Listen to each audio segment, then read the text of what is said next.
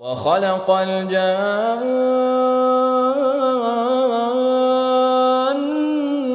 من مارج من نار فبأي آلاء ربكما تكذبان.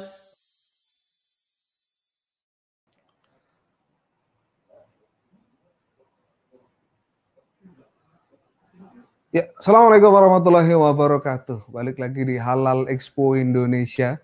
Kita lagi ada bicara di Quran Fest, World Quran Fest 2021. Alhamdulillah, siang hari ini kita akan mentadabburi Quran lagi bersama Syekh Abdul Majid. Buat teman-teman semuanya yang nonton di rumah, silahkan siapkan Qurannya. Kita akan ngaji bareng bersama beliau. Beliau ini adalah seorang syekh dari Yaman, begitu ya. Kebetulan sekarang saat ini tinggal di Indonesia. Beliau ini mengajar juga di Al-Wildan ya, Al-Wildan Islamic School. Ya, teman-teman mungkin kalau punya putra atau putri gitu ya, kakak atau adik pengen disekolahkan di sana, sekolah berbasis Qur'ani bisa, nanti akan hubungi beliau. Dan setelah kita akan bertemu dengan beliau ya, insya Allah kita akan mendengarkan qiraah dengan beliau dan kita akan sedikit tanya jawab tentang Ramadan di Yaman ini seperti apa. Baik, Syekh Abdul Majid, silahkan bergabung bersama kita, bersama juga ada Ustadz Jai. Assalamualaikum warahmatullahi wabarakatuh. Waalaikumsalam warahmatullahi wabarakatuh. Waalaikumsalam warahmatullahi wabarakatuh. Sehat Ustadz, sehat Syekh. Alhamdulillah. Alhamdulillah. Ya, Ustadz Jai minta tolong ya, saya akan nanya-nanya sama Syekh ya. Syekh, gimana kondisi Ramadan di Yaman begitu? Apa bedanya ketika berada di Indonesia? Mungkin jamaah penasaran nih bagaimana kondisinya. Boleh dong cerita? Ya Syekhana, kaifa hal Ramadan fi al-Yaman wa mal farqu baina Ramadan fi al-Yaman wa fi Indonesia? أولا بسم الله الرحمن الرحيم والصلاة والسلام على أشرف الأنبياء والمرسلين سيدنا محمد وعلى آله وصحبه أجمعين ثم أما بعد رمضان مبارك عليكم جميعا. آمين آمين. إخواني الكرام، وأشكركم على حسن الاستضافة في هذه القناة المباركة. ورمضان في اليمن هو مثل رمضان في إندونيسيا يعني، لكن تختلف الأجواء قليلا. يعني هو شهر في اليمن يكون فيه الروحانية أيضا، واجتماع الناس بكثرة في المساجد في صلاة التراويح أيضا وفي الصلوات كلها، وشهر فيه سكينة وفيه فرح، الناس يفرحون كثيرا بهذا الشهر الكريم لما له من فضل كبير عند الله عز وجل، فهو شهر المغفرة وشهر الرحمة وشهر العتق من النار. فيتنافس جميعا في اليمن المواطنون وكذلك السكان على المساجد بكثرة في غير كل العام يعني. فهو شهر القرآن وشهر الصلوات وشهر المساجد تكون فيها شبه ممتلئة يعني. Baik. Nah. Baik, Ramadan di Yaman itu, Masya Allah ya, di sana setiap kali bulan Ramadan masjid-masjid itu penuh karena saling berlomba-lomba, rakyatnya itu, masyarakat di sana saling berlomba-lomba untuk mendapatkan ampunan dari Allah Subhanahu wa Ta'ala, karena mereka tahu bahwa bulan Ramadan ini adalah bulan di mana rahmat itu dan barokah diturunkan oleh Allah Subhanahu wa Ta'ala. Jadi masjid-masjid di sana penuh ya, apalagi kalau misalnya sholat tarawihnya juga penuh sekali. Masya Allah. Saya dapat berita nih bahwa beliau ini, Syekh Abdul Majid ini, bahwa orangnya adalah qiraahnya itu bersanad begitu ya. Kemudian lebih tajwid, nggak hanya ke suara. Beliau ini sangat istimewa di sana. Nah, saya pengen tahu nih, Syekh, sejak kapan Syekh Abdul Majid ini mulai menghafal Quran? Kemudian kapan khatamnya? Dalam waktu berapa lama nih gitu? Baik. يقول يا شيخ سمعت الخبر بأنك حصلت على السند يعني للقراءة، فهو يريد أن يسأل متى تبدأ في الحفظ ومتى تنتهي في الحفظ؟ يعني متى انتهيت؟ أنا الحمد لله يعني حفظت القرآن وأنا في سن 14. يعني لي أكثر من 11 سنة حافظ القرآن الكريم الحمد لله. الحمد لله. بعدة قراءات وأيضا بالسند المتصل إلى الرسول صلى الله عليه وسلم. كانت بدايتي أيضا في حفظ القرآن أولا في المراكز الصيفية التي هي في العطل الدراسية. نعم. يعني كنت أحفظ قليلا من القرآن في السنة، ثم بدأت عندما حفظت 10 أجزاء بدأت بالاجتهاد أكثر، فختمت القرآن خلال سنة ونصف الحمد لله.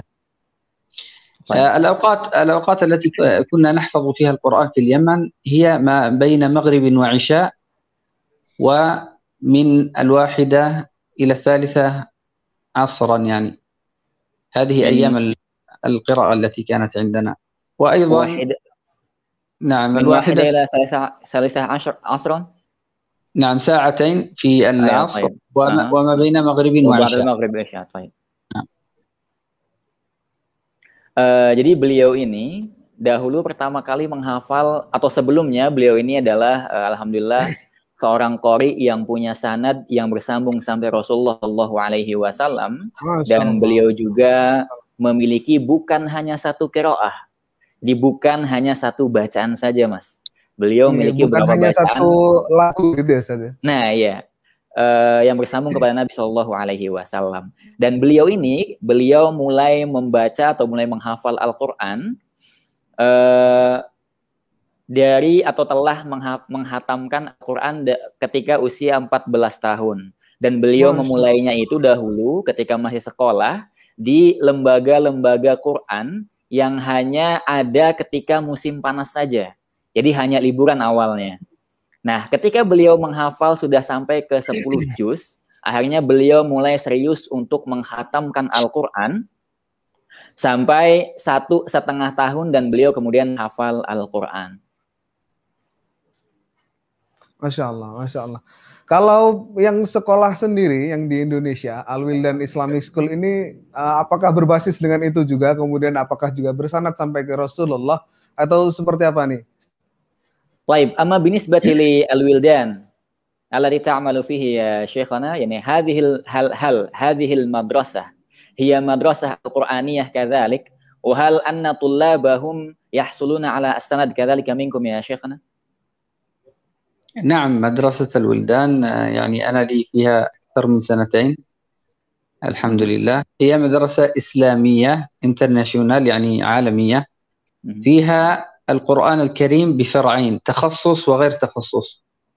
يدرس في المركز الذين هم في قسم التخصص القرآن الكريم من الصباح حتى الظهر، وهذا الطالب يستعد لكي يحفظ القرآن الكريم كاملا ثم يتأهل إلى السند. وأيضا قسم غير التخصص يدرس أيضا الطالب القرآن الكريم ولكن بشكل حصص في الفصول، ويدرس القرآن الكريم بالتجويد والتحسين وكذلك ضبط المخارج والصفات. يعني نعطيه كل الأداء القرآني ما بين أداء القرآن في التجويد والصفات وأيضا تحسين المخارج للطالب. فيمر الطالب إلى مراحل. أولا في المركز يكون يحفظ القرآن الكريم، ثم بعد أن يحفظ إن شاء الله يتأهل إلى السند، يعني يأتي إلى مرحلة السند. نعم، لأنه بالبداية. أيضا يوجد يعني في الولدان، أيضا في الولدان الإسلامي، في مدرسة الولدان الإسلامي تأهيل معلمين القرآن وأخذهم السند منا أيضا. فأيضا يكون المعلم عنده السند والطالب يتأهل لكي يأخذ السند الحمد لله. ما شاء الله، ما شاء الله.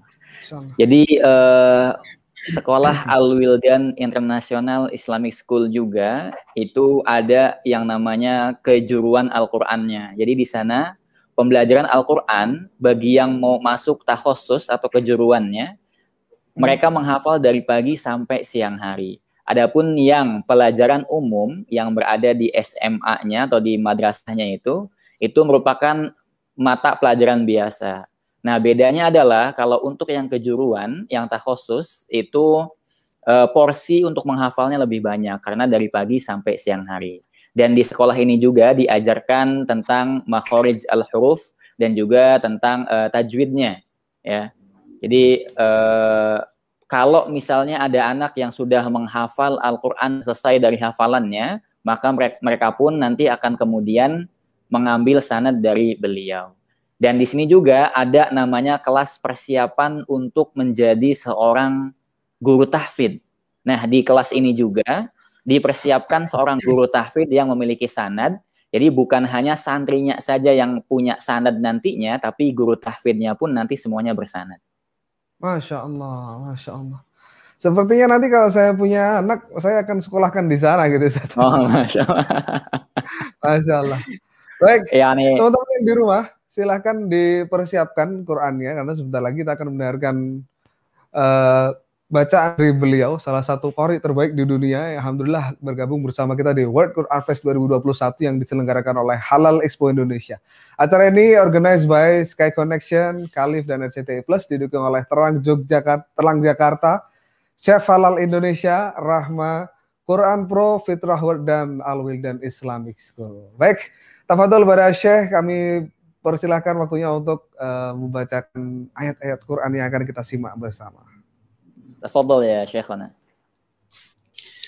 أبدأ القراءة إن شاء الله. نعم تبدأ في القراءة.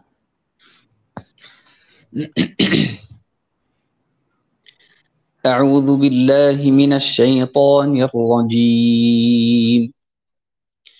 بسم الله الرحمن الرحيم. انفروا خفافا وثقالا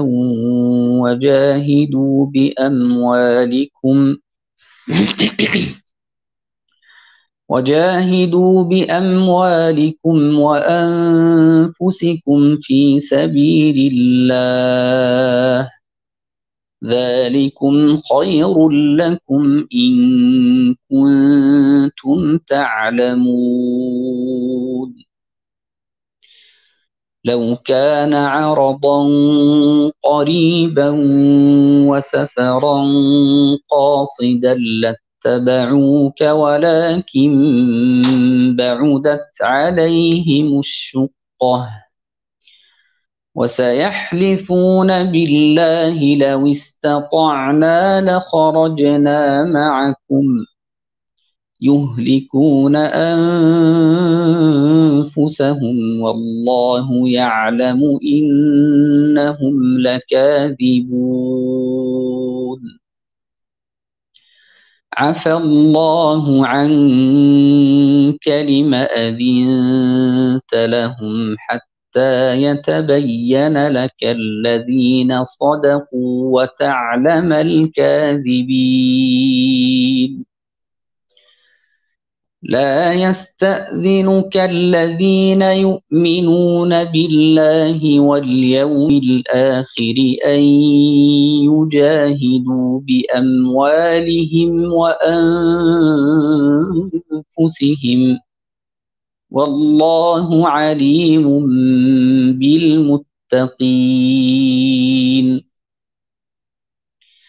إنما يستأذنك الذين لا يؤمنون بالله واليوم الآخر وارتابت قلوبهم فهم في ريبهم يترددون ولو أرادوا الخروج لأعدوا له عدة ولكن كره الله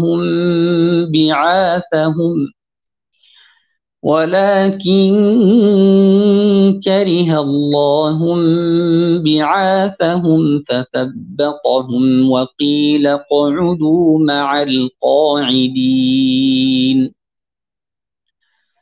لو خرجوا فيكم ما زادوكم إلا خبالا ولأوضعوا خلالكم يبغونكم الفتنة وفيكم سماعون لهم والله عليم بالظالمين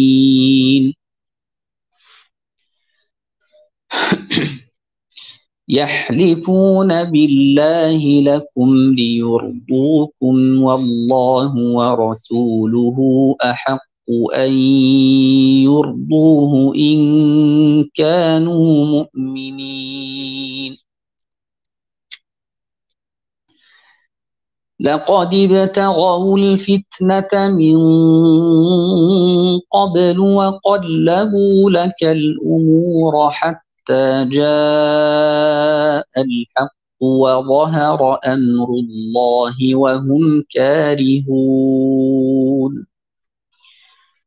ومنهم من يقول ائذن لي ولا تفتني ألا في الفتنة سقطوا وإن جهنم لمحيطة بالكافرين إن تصبك حسنة تسؤهم وإن تصبك مصيبة يقولوا قد أخذنا أمرنا من قبل ويتولوا وهم فرحون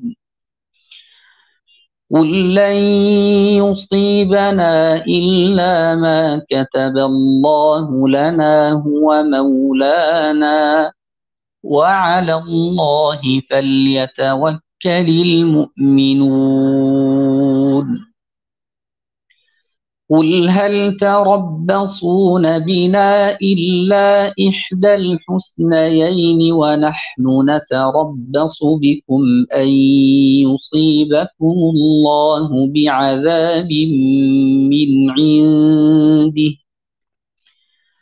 ونحن نتربص بكم أن يصيبكم الله بعذاب من عنده أو بأيدينا فتربصوا إنا معكم متربصون قل أنفقوا طوعا أو كرها لن يتقبل منكم إنكم كنتم قوما فاسقين وما منعهم أن تقبل منهم نفقاتهم إلا أنهم كفروا بالله وبرسوله ولا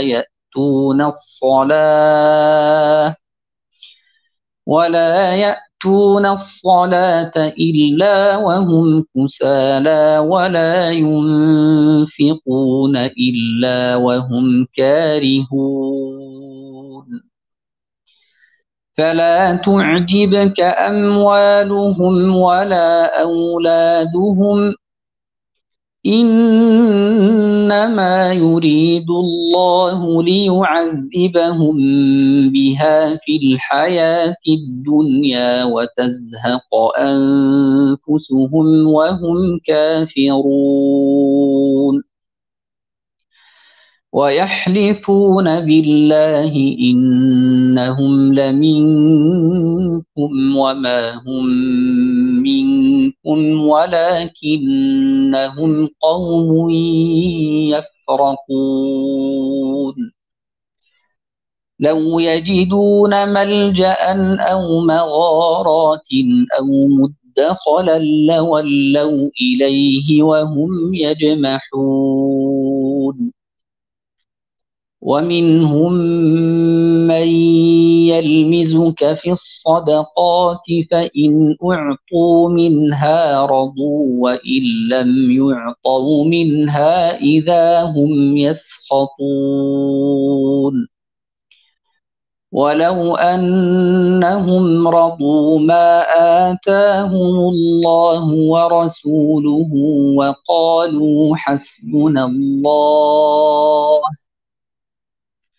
وقالوا حسبنا الله سيؤتينا الله من فضله ورسوله إنا إلى الله راغبون إنما الصدقات للفقراء والمساكين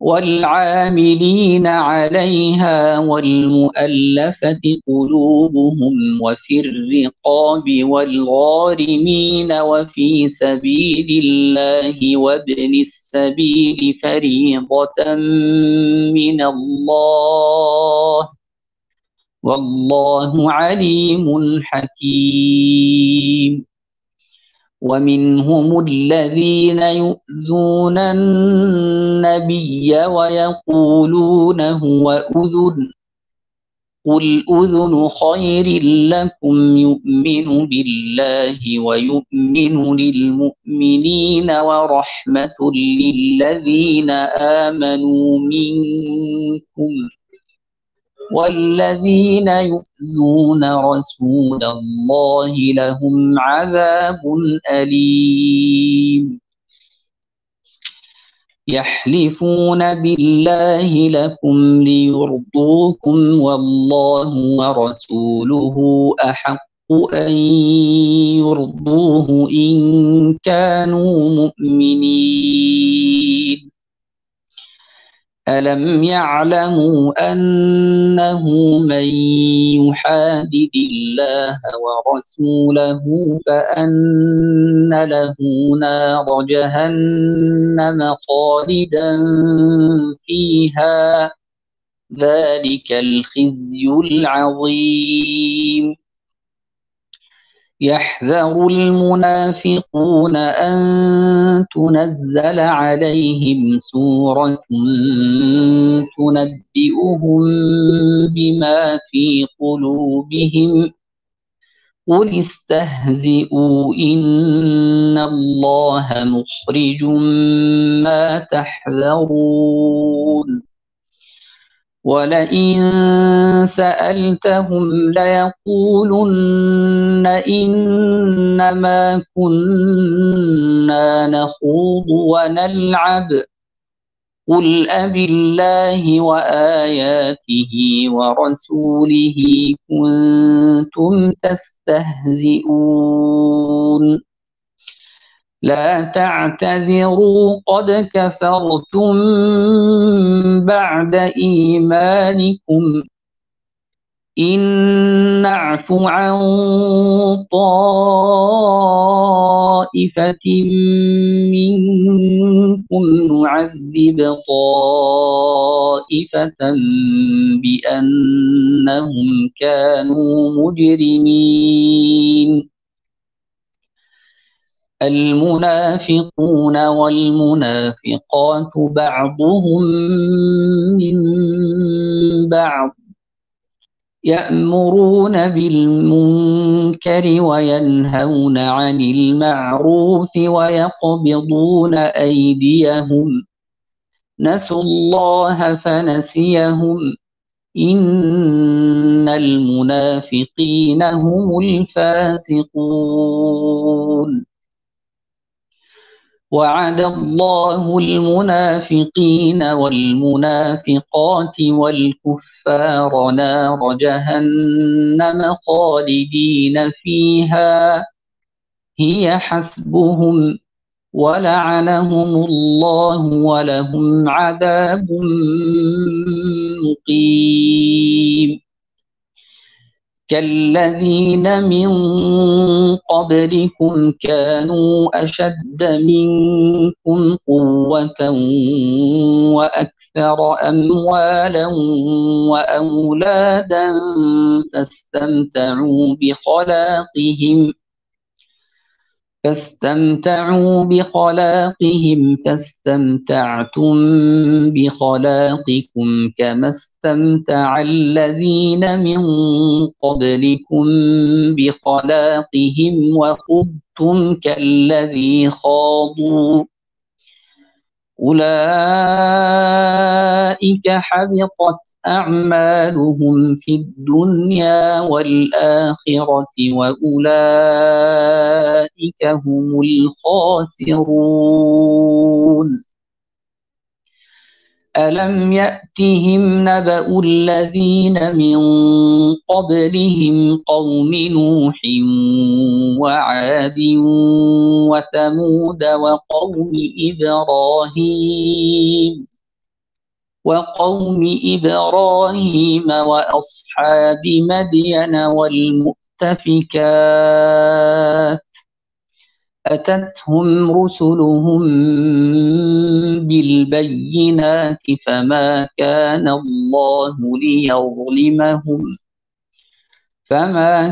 الله ليظلمهم ولكن كانوا أنفسهم يظلمون والمؤمنون والمؤمنات بعضهم أولياء بعض يأمرون بالمعروف وينهون عن المنكر ويقيمون الصلاة ويؤتون الزكاة ويطيعون الله ورسوله أولئك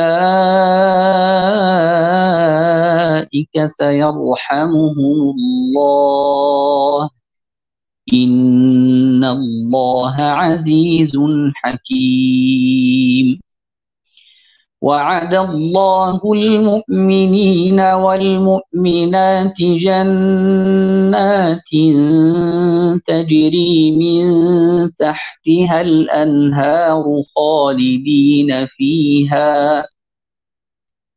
خالدين فيها ومساكن طيبة في جنات عدن ورضوان من الله أكبر ذلك هو الفوز العظيم يا أيها النبي جاهد الكفار والمنافقين واغلظ عليهم ومأواهم جهنم وبئس المصير يحلفون بالله ما قالوا ولقد قالوا كلمة الكفر وكفروا بعد إسلامهم وهموا بما لم ينالوا وما نقموا إلا أن أغناهم الله ورسوله من فضله فإن يتوبوا يك خيرا لهم وإن يتولوا يعذبهم الله عذابا أليما في الدنيا والآخرة وما لهم في الأرض من ولي ولا نصير ومنهم من عاهد الله لئن آتانا من فضله لنصدقن ولنكونن من الصالحين فلما آتاهم من فضله بخلوا به وتولوا وهم معرضون فأعقبهم نفاقا في قلوبهم إلى يوم يلقونه بما أخلفوا الله ما وعدوه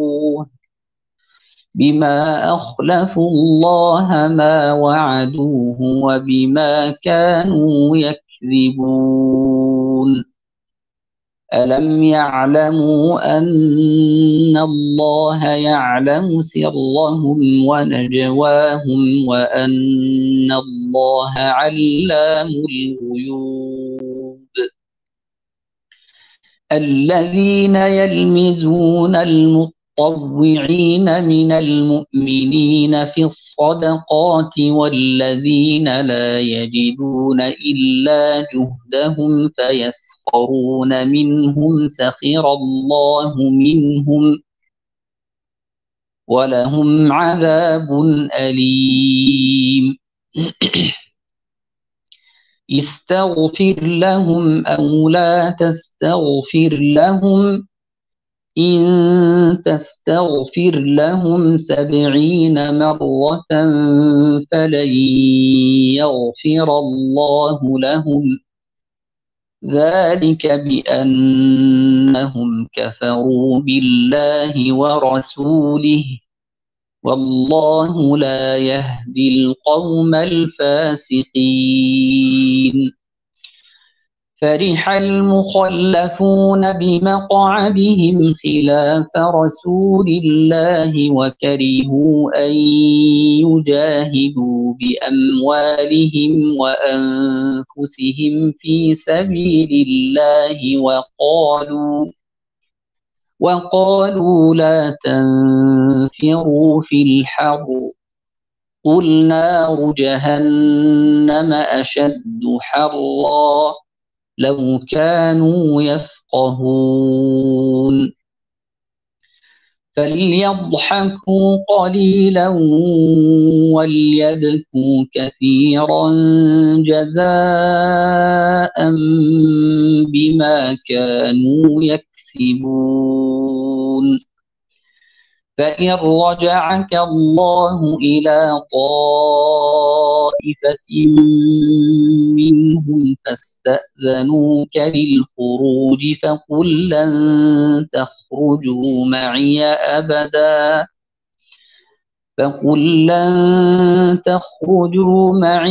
أبدا ولن تقاتلوا معي عدوا إنكم رضيتم بالقعود أول مرة فاقعدوا مع الخالفين ولا تصل على أحد منهم مات أبدا ولا تقم على قبره إنهم كفروا بالله ورسوله وماتوا وهم فاسقون ولا تعجبك أموالهم وأولادهم إنما يريد الله أن يعذبهم بها في الدنيا وتزهق أنفسهم وهم كافرون وإذا أنزلت سورة أن آمنوا بالله وجاهدوا مع رسوله استأذنك أولو الطول منهم وقالوا ذرنا نكن مع القاعدين رضوا بأن يكونوا مع الخوالف وطبع على قلوبهم فهم لا يفقهون لكن الرسول والذين آمنوا معه جاهدوا بأموالهم وأنفسهم وأولئك لهم الخيرات وأولئك هم المفلحون أعد الله لهم جنات تجري من تحتها الأنهار خالدين فيها ذلك الفوز العظيم. وجاء المعذرون من الأعراب ليؤذن لهم وقعد الذين كذبوا الله ورسوله سيصيب الذين كفروا منهم عذاب أليم. ليس على الضعفاء ولا على المرضى ولا على الذين لا يجدون ما ينفقون حرج إذا نصحوا لله ورسوله ما على المحسنين من سبيل والله غفور رحيم. ولا على الذين إذا ما أتوك لتحملهم قلت لا أجد ما أحملكم عليه تولوا وأعينهم تفيض من الدمع حزنا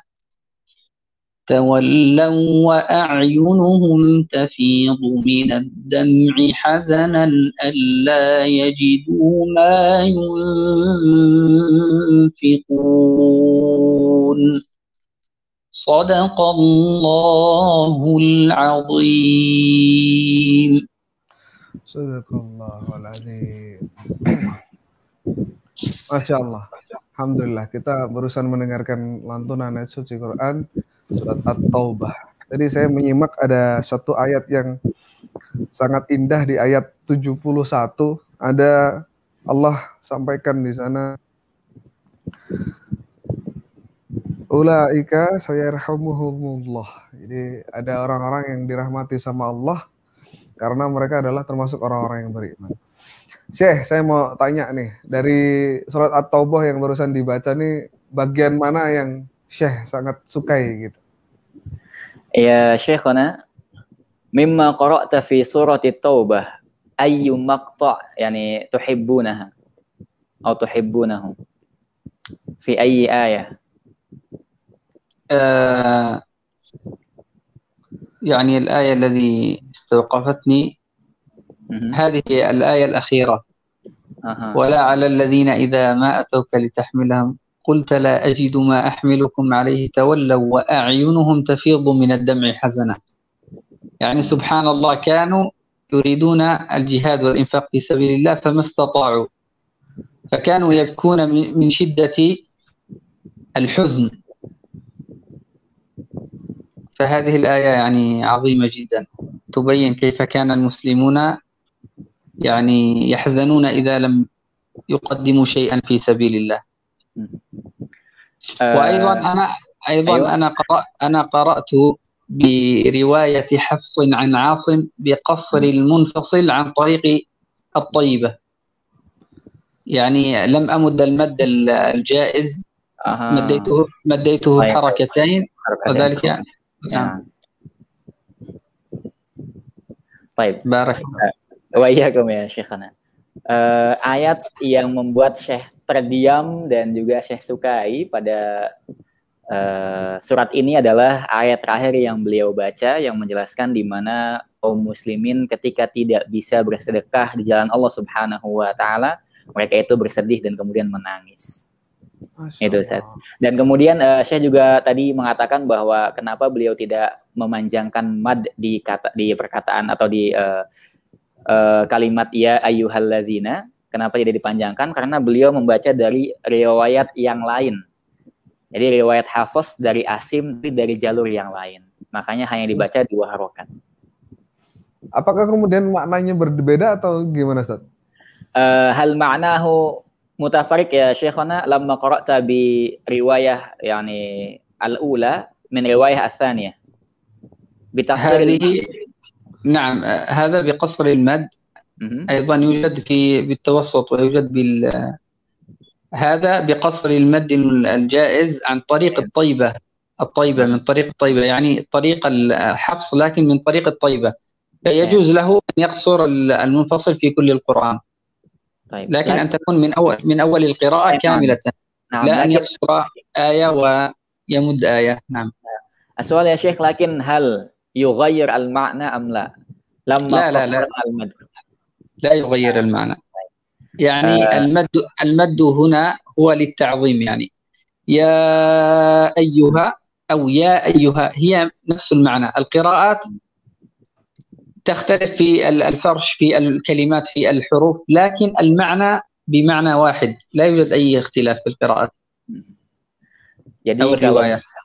Jadi kalau untuk maknanya itu tidak merubah makna, karena baik dibaca dengan 2 harokat ataupun 4 harokat, pada kalimat ya ayyuha itu sama-sama maknanya untuk mengagungkan. Baik, jazakallah khairan Syekh Abdul Majid dan Ustadz Jailani sudah bersama kita bacaan Quran. Insyaallah setelah ini kita akan bergabung bersama Ustadz Hari ya, masih di World Quran Fest 2021 yang diselenggarakan oleh Halal Expo Indonesia. Baik, kita akan bersama Ustadz Hari. Ustadz Hari ini adalah seorang dai gitu ya, trainer juga. Beliau adalah penulis buku Fitrah Based Education (FBE) gitu ya. Kemudian juga ini yang menemukan Fitrah Based Life gitu ya, buku Fitrah Based Life. Beliau juga founder MLC gitu. Beliau MLC itu Millennial Learning Center gitu ya. Kemudian juga beliau adalah founder Fitrah World Movement. Kalau teman-teman ingin tahu lebih banyak nanti bisa dicek di website yang beliau miliki yaitu www.fitrahbase.com begitu. Baik, kita akan bergabung bersama Ustadz Hari Santoso. Assalamualaikum Ustadz Hari. Assalamualaikum warahmatullahi wabarakatuh. Akhi Sarifuddin, kaifa hal? Masya Allah, Masya Allah. Alhamdulillah Ustaz. Sehat Ustaz? Alhamdulillah khair. Alhamdulillah khair, fiduaikum. Jazakallah. Ustaz, saya sempat beberapa kali menyimak nih ya, tentang kajian tentang fitrah bis ini. Mungkin cuma pendek-pendek aja di YouTube nih. Dan saya sangat tertarik, kebetulan di Jogja punya project yang mungkin nanti bisa melibatkan Ustaz. Oh insyaallah, insyaallah. Alhamdulillah. Syukran. Baik. Tapi kita akan menyampaikan dulu beberapa tausiah ya, Ustaz, untuk teman-teman pemirsa yang sudah bergabung ya. Jangan lupa teman-teman juga yang sudah bergabung untuk subscribe channel YouTube-nya Halal Expo Indonesia. Baik, untuk waktu berikutnya kita akan menyimak kajian bersama Ustadz Hari Santoso. Untuk itu Ustadz Hari kami persilahkan. Oke. Ya taib, jazakillahi. Baik teman-teman sekalian, para pemuda. A'udzubillahi minasyaitonirrajim. Bismillahirrahmanirrahim. Alhamdulillah, alhamdulillahilladzi hadana li hadza wa ma kunna linahtadiya laulan hadanallah. Asyhadu an la ilaha illallah wahdahu la syarikalah wa asyhadu anna Muhammadan abduhu wa rasuluh. Balagha risalah wa adal amanah wa nasahal ummah wa jahada fillahi haqqan jihadi. Allahumma salli wa sallim ala Sayyidina Muhammadin wa ala alihi wa sahbihi wa wala. Al-hadirun, Bapak Ibu sekalian, ayah bunda, para pemuda, ustadz-ustadzah, guru-guru yang saya muliakan, so'imin wa so'imat, huikum jami'an bitahiyatil Islam. Assalamualaikum warahmatullahi wabarakatuh. Alhamdulillah, bahagia sekali saya hari ini, ya, di bulan yang mulia ini bertemu kembali dengan teman-teman sekalian, para so'imin, so'imat yang dimuliakan Allah. Dan hari ini adalah pertemuan yang ketiga. Kalau yang pertama kemarin kita bahas tentang be the best version of you gitu ya, karena hidup ini adalah perjalanan dari Allah menuju Allah ya, maka bagaimana kita memantaskan diri kita, dan kitabullah dan para ulama sudah memiliki resepnya gitu ya, yang diajarkan oleh Rasulullah, yaitu dengan melakukan tazkiyatun nafs gitu kan, sehingga kita bisa menaikkan derajat jiwa kita dari nafsul amaratu bisu ya sampai nanti insya Allah nafsul lawamah. Itu yang pertama. Yang kedua, kita bahas tentang restart ya. Bagaimana memulainya? Bagaimana untuk mencapai the best version of you? Itu adalah dengan cara merestart ya. Jadi kalau komputer itu kita lakukan restart ya. Kalau sudah ngalami defrag gitu ya, ngalami memori sudah penuh gitu ya, karena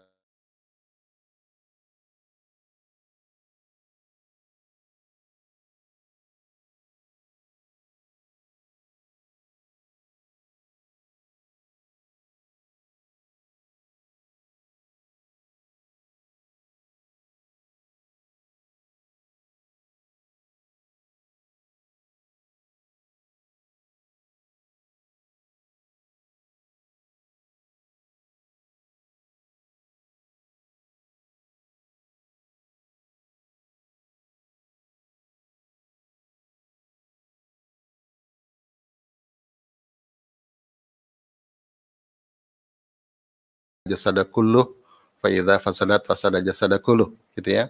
Dan nanti di akhirat juga yang akan selamat itu adalah yang memiliki hati yang salim ya, gitu. Al yauma yanfa'u malun wala banun illa man atallaha biqalbin salim. Nah, jadi kalau di Islam lebih heartfulness, dan hati ini prosesornya ya yang mengambil keputusan segala sesuatu. Nah, kemudian bagaimana kita memperoleh intention ya, agar ketika kita restart lalu kita memulai, kita memiliki sebuah intensi ya, memiliki sebuah himmah wa niyah gitu ya, niat yang kuat, intrinsic motivation gitu ya. Oleh karena itu sebenarnya sudah diajarkan juga ya dicontohkan juga oleh Rasulullah SAW bahwa kita harus memiliki apa yang disebut dengan the mission of life gitu ya. Apa sih tugas kita di dunia? Karena tadi perjalanan dari Allah menuju Allah itu untuk menjadi be the best version gitu ya, melakukan restart, maka kita harus memiliki apa yang disebut dengan peta jalan. Sepakat ya? Kalau kitabullah itu adalah petunjuk jalan gitu ya, kalau Allah adalah tujuannya gitu ya, kalau menjadi hamba Allah adalah purpose-nya gitu ya, maka untuk menuju ke sana kita perlu apa yang disebut dengan peta jalan. Nah, peta jalan inilah disebut dengan, kalau orang-orang modern nyebutnya the mission of life. Nah, hari ini saya akan coba membahas itu ya, bagaimana kita menemukan our mission of life ya, misi hidup saya. Kalau kita buka dictionary ya, kata mission itu sering dimaknakan kalau di barat ya sebagai orang yang dikirim ke sebuah tempat gitu ya. Jadi ada penugasan gitu ya. Jadi kalau kita dikirim ke sebuah tempat disebut mission, maka ada film Mission Impossible gitu ya. Nah, sebenarnya kita di muka bumi ini juga on mission gitu ya. Ada tugas kita. Kalau secara umum tugas kita ya sebagai khalifah di muka bumi gitu ya. Kalau the purpose of creation atau the purpose of life itu beribadah kepada Allah. Wa ma khalaqtul jinna wal insa illa liya'budun. Itu given ya, tidak bisa kita tawar-menawar lagi ya. Siapapun tunduk dan patuh hanya kepada Allah ya. Muhammad Qutb dalam bukunya mengatakan defaultnya manusia 24 jam itu beribadah, tunduk dan patuh pada zat yang maha besar. Cuma masalahnya kepada Allah apa kepada selain Allah gitu ya. Kalau itu no debatable gitu ya, nggak ada perdebatan, dan beribadah kepada Allah itu adalah given ya. Bahkan planet-planet, burung-burung semua ya, itu tunduk dan patuh ya kepada Allah semata. Inna fi falaki yasbahun begitu ya, beredar pada garis edarnya. Nah, Bapak Ibu sekalian, yang kedua khusus manusia Allah berikan kita tugas sebut dengan khalifah gitu ya. Nah, ini adalah kalau tadi the purpose of life itu adalah beribadah ya, sementara the mission of life yang secara umum ya, general, itu disebut dengan menjadi khalifah di muka bumi gitu ya. Nah, ini sudah kita pahami dengan baik. Tapi ayah bunda, Bapak Ibu sekalian, para pemuda, setiap kita itu memiliki peran spesifik gitu ya. Jadi kalau orang kantoran begitu ya, di-hire ke perusahaan itu kan untuk jadi karyawan gitu ya. Nah, kita di-hire ke muka bumi ini untuk menjadi hamba Allah gitu kan.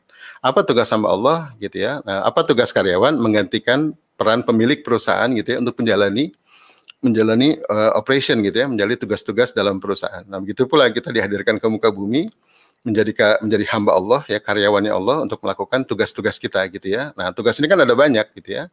Nah, itu tugas khalifah itu ada banyak. Nah, tugas khalifah apa yang perlu kita jalankan? Nah, itu disebut dengan the mission of life. Dan itu sendiri kita minta tiap salat kan, ihdina syiratal mustaqim. Ya, kita minta syirat.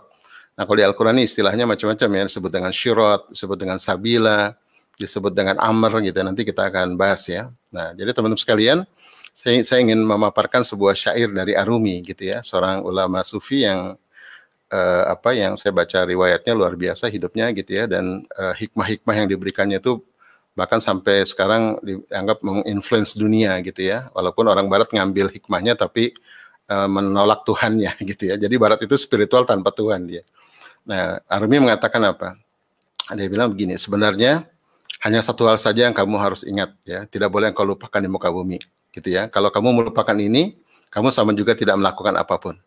Ya, jadi dia bilang gini, ada satu hal yang kalau kamu yang kamu melakukan ini, kamu tidak perlu khawatir melupakan yang lain. Itu ibarat seorang raja yang menyuruh kamu ke sebuah negeri, ya, untuk membawa sebuah tugas. Lalu kamu berangkat ke negeri itu, ya, dan di negeri itu kamu melakukan 100 pekerjaan, tapi melupakan tugasnya. Nah, kira-kira gimana tuh kalau balik ya? Murka nggak raja itu gitu ya? Nah, begitulah manusia ya. Allah mengirim kita ke muka bumi ini dengan membawa sesuatu. Sesuatu itu adalah tugas kita itu, atau the mission of life itu. Kalau kamu tidak menemukan tugas kamu itu, tidak melakukan tugas kamu itu ibarat katanya, ibarat periuk emas tapi hanya untuk menanak lobak katanya. Itu ibarat belati yang indah hanya untuk memotong wortel gitu ya. Itu ibarat pedang indah India kamu tancapkan di dinding untuk menggantungkan panci gitu. Lalu kamu mengatakan, loh kan saya udah gunakan semua karunia yang Allah berikan itu, gitu ya. Maksudnya segala potensi-potensi sudah saya gunakan, gitu ya, untuk di jalan Allah. Ya betul, bukankah itu menggelikan, katanya, gitu ya. Karena kamu cukup bisa menggunakan periuk tanah liat untuk menanak lobak, nggak perlu periuk emas, kan. Kamu cukup menggunakan pisau dapur untuk memotong wortel, ya, nggak perlu belati indah, gitu ya. Kamu juga untuk menggantungkan panci di tembok nggak perlu sebilah pedang India yang indah, gitu ya. Kamu cukup sebutir paku saja, gitu ya. Itu maksudnya apa? Maksud beliau adalah apa yang Allah berikan pada kita hari ini, gitu ya, berupa potensi, berupa fitrah, ya, itu adalah karunia yang indah, gitu ya. Jangan cuma dipakai buat sesuatu yang duniawi sifatnya, sesuatu yang tidak berimpact bagi akhirat kita, begitu. Gitu ya. Terus engkau bilang, katanya, tapi aku kan mencurahkan energi untuk hal-hal yang hebat.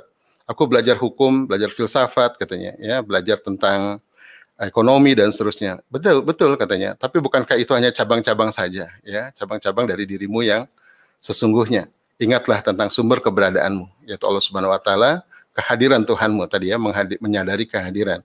Serahkan hidupmu kepada Dia yang telah memiliki setiap hirup nafas dan waktumu.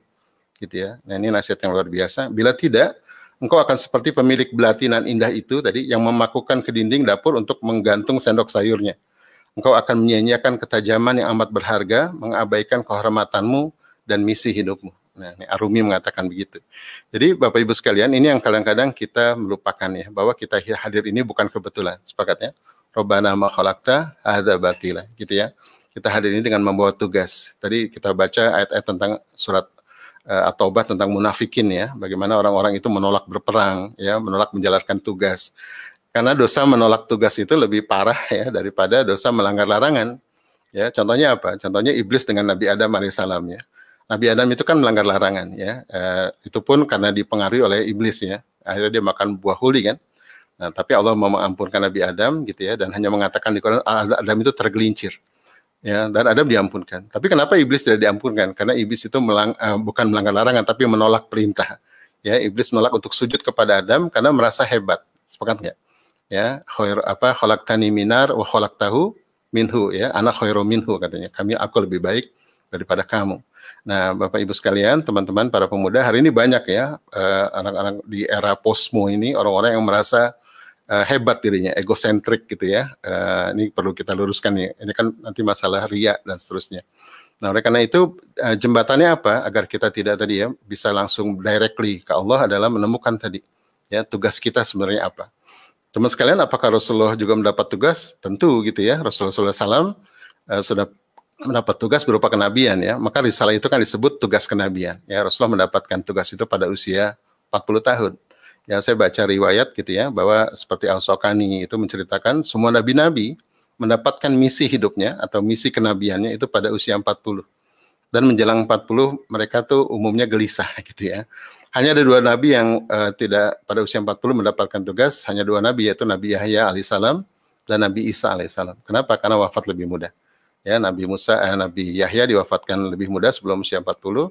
Dan Nabi Isa alaihissalam diangkat ke langit, ya, sebelum usia 40, nanti akan turun lagi di akhir zaman pada usia 30, dan akan diwafatkan juga pada usia 40, kalau tidak salah begitu.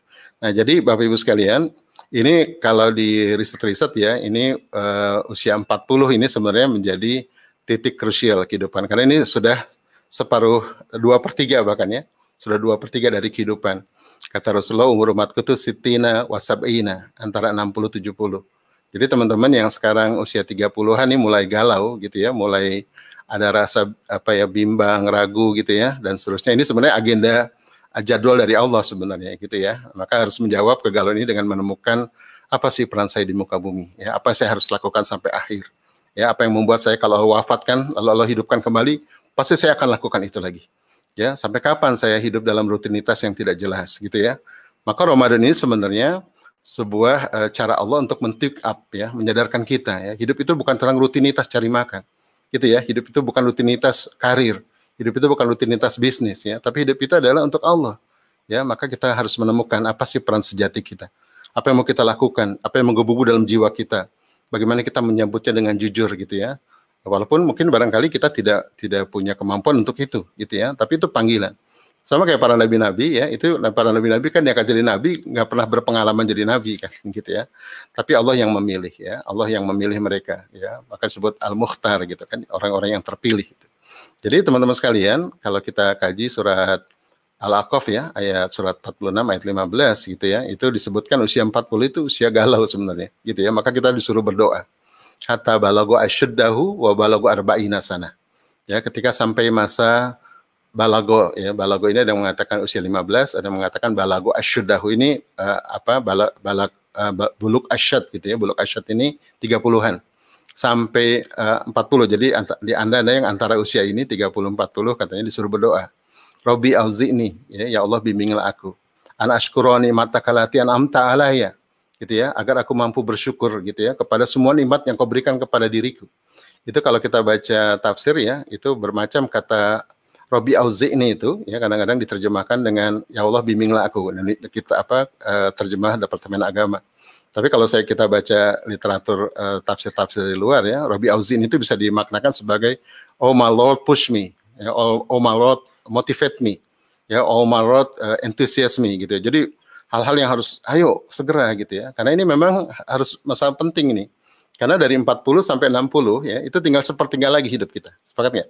Asumsinya itu aja, kan Rasul mengatakan umur kita 60-70. Nah, bagaimana sepertiga akhir hidup kita itu adalah pacuan amal menuju surga. Ya, bukan persiapan pensiun, ya, bukan leha-leha gitu ya. Bukan menikmati pensiun pulang kampung gitu ya, tapi bagaimana seperti Rasulullah. Dari 40 sampai 63 bukan turunan tapi tanjakan. Sepakat nggak? Ya, sampai usia 40 kalau kita baca sirah, Rasulullah dikenal sebagai Al-Amin, orang yang jujur. Tapi dari 40 sampai 63 ya, sampai beliau wafat, maka dia mengatakan beliau wafat 60 karena hitungan komariah gitu ya. Itu Rasulullah itu eksponensial ya, dari tadi seorang Al-Amin ya, orang yang dianggap sebagai cuma orang mulia biasa begitu, tiba-tiba punya misi besar gitu ya, misi kenabian. Bahkan nanti muncul jadi visi besar ya, bagaimana melakukan Konstantinopel ya, masuk ke Rom gitu kan. Itu hal-hal yang beyond imagine ya, dan orang-orang itu sebagai bukti bahwa kenabian Rasulullah SAW itu bukan karangan Rasulullah ya, tapi betul-betul memang dari langit itu, gitu kan. Nah, oleh karena itu kita diminta untuk berdoa ya, Rabbi auzi'ni ana asykura ni'mataka allati an'amta alayya ya Allah, mampukan aku ya, bimbinglah aku, tekanlah aku, berikan aku semangat gitu ya, agar aku mampu bersyukur asykura ni'mataka allati an'amta alayya terhadap semua nikmat-nikmat yang diberikan kepadaku. Jadi teman-teman yang hari ini punya bisnis, punya keluarga ya, punya komunitas ya dan seterusnya, kita harus merenung nih gitu ya, apakah selama ini itu sudah digunakan di jalan Allah atau belum gitu ya. Bahkan di doa berikutnya itu nikmataka alaya terus kemudian nikmataka ala walidaya gitu ya, nikmat kepada orang tuaku juga gitu. Jadi coba yang punya warisan gitu ya, yang dulu memiliki hal-hal yang baik dari orang tua ya, ilmu, keturunan yang baik ya, dulu punya kakek ulama misalnya gitu ya. Nah, ini jejak-jejak kita gitu ya, yang memang Allah tunjukkan itu. Lalu kemudian wa amilan solihan tardahu, agar mampu menggunakan semua nikmat itu, wa amilan solihan tardahu, untuk amal soleh yang Allah ridhoi. Ini menarik bahasanya Al-Quran ya. Jadi bukan hanya amal soleh, tapi amal soleh yang Allah ridhoi. Saya membaca banyak tafsir ya tentang wa amilan solihan tardahu, ini adalah sebuah amal soleh yang betul-betul genuine ya, yang betul-betul ultimate. Nah, ini kalau disetarakan inilah misi hidup ya, satu yang kita perjuangkan sampai akhir, yang menggebu-gebu dalam jiwa kita ya, yang kita mau melakukan itu lagi ketika kita mati syahid gitu ya, atau kita meninggal dunia mau kembali lagi, sama kayak para syuhada ya. Orang-orang syuhada itu kalau diwafatkan Allah terus ditanya, kalau aku hidupkan lagi kamu mau apa? Saya mau berjuang lagi ya Allah, saya ingin syahid ya Allah. Ya kalau kamu hidupkan kamu mau apa? Saya berjuang lagi ya Allah, saya mau syahid lagi ya Allah. Bukan perkara syahidnya ya, tapi perkara menikmati jalannya gitu ya. Itu disebut dengan syiratal mustaqim, syiratal ladzina an'amta alaihim. An'amta alaihim itu dijelaskan di surat An-Nisa itu, surat ayat 69, itu nabiyin yang pertama. Yang kedua adalah syodikin, yang ketiga adalah syuhada, yang keempat adalah solihin.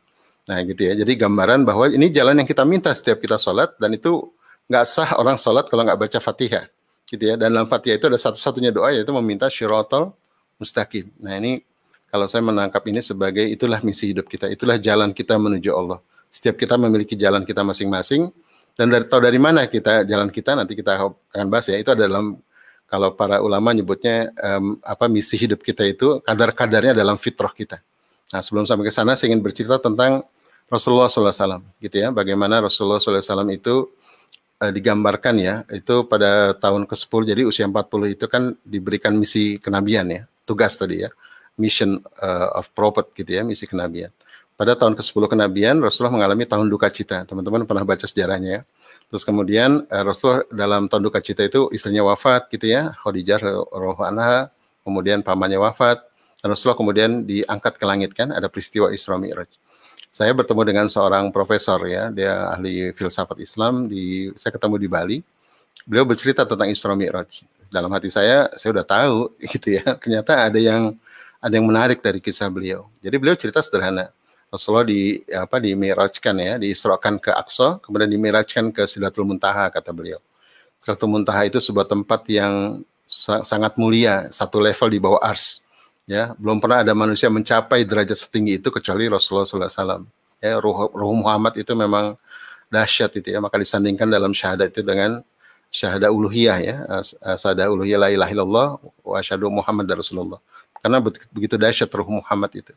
Jadi diangkat ke Sidratul Muntaha, ya sebuah derajat tempat yang luar biasa. Kemudian Rasulullah bertemu dengan Allah, gitu kan, berdialog dengan Allah, kemudian mendapat karunia berupa perintah sholat, gitu ya. Kemudian Rasulullah bertemu dengan para nabi-nabi, gitu kan, sejarahnya begitu. Kita tahu semua. Lalu memimpin sholat para nabi. Teman-teman sekalian, para pemuda, para ustadz-ustadzah, kalau andaikan kita seperti itu ya, betapa bahagianya ya. Seperti apa indahnya bertemu dengan zat yang maha indah. Ya, zat yang maha tak berjarak ya. Zat yang selama ini hanya bisa kita bayangkan, nyata dipertemukan begitu ya. Kemudian bertemu dengan sahabat-sahabat perjuangan ya. Kita aja kalau ketemu dengan para pemuda hijrah yang satu perjuangan semangat betul ya.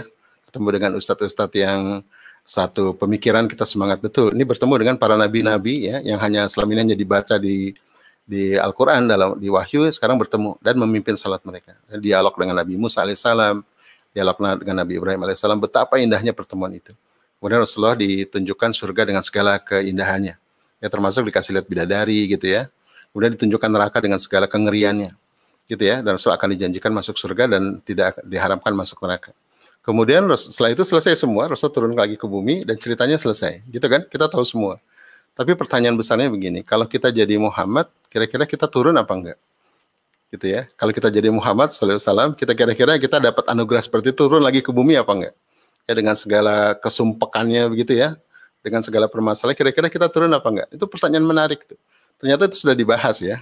Muhammad Iqbal, seorang penyair besar dari Pakistan, mengatakan Muhammad Nabi dari Arabia itu katanya, itu turun lagi ke bumi. Demi Allah kalau aku jadi dia, aku tidak mau turun ke bumi katanya. Jadi secara alami, secara manusiawi, manusia nggak mau turun tuh. Ya kenapa Muhammad itu turun lagi ke bumi? Ya satu-satunya jawaban adalah karena beliau ingin menyelesaikan misi kenabiannya, accomplish his mission. Nah ini saya ingin gambarkan pada teman-teman betapa dalamnya misi hidup itu. Ya, sehingga karunia akhirat itu mau diganti dulu untuk menyelesaikan ini.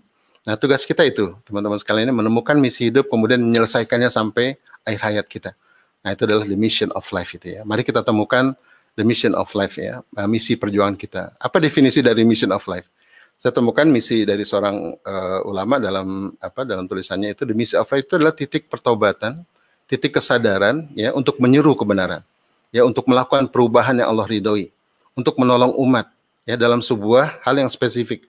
Apa misalnya? Menyelamatkan anak yatim, ya menolong keluarga-keluarga yang tertindas misalnya begitu ya, melestarikan alam, ya menebarkan makanan halal dan thayyib gitu ya, memakmurkan masjid gitu ya, menyelamatkan saudara-saudara kita di Palestina misalnya.